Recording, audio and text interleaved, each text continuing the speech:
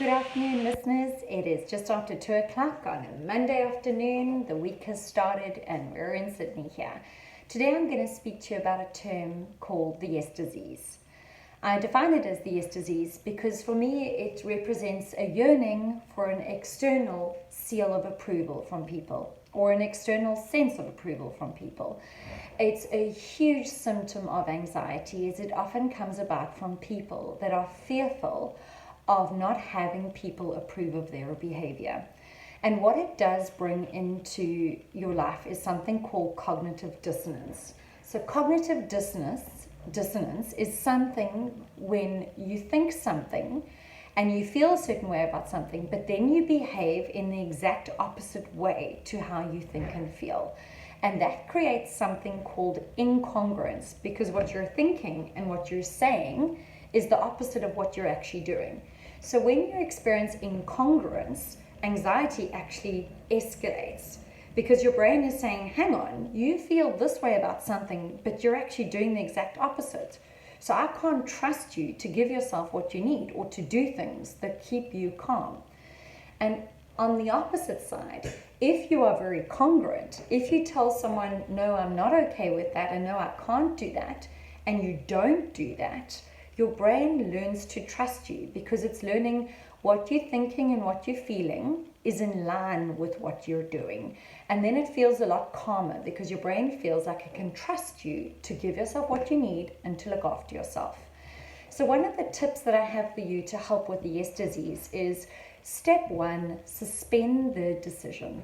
Okay, suspending the decision is giving somebody a response with, thank you so much for the offer. I just need to go back to my diary and check my diary and then I'll get back to you. And then step 2 is just giving that time for it to simmer. We don't realize how much we live in a world that's filled with immediate gratification. You want to go to a restaurant, you book your restaurant online, done.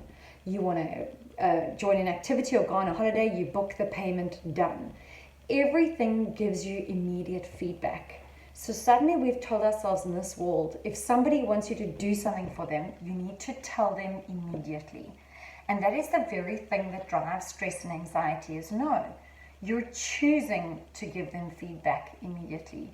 You can choose differently by actually allowing yourself time to think about if it's going to work for you or not.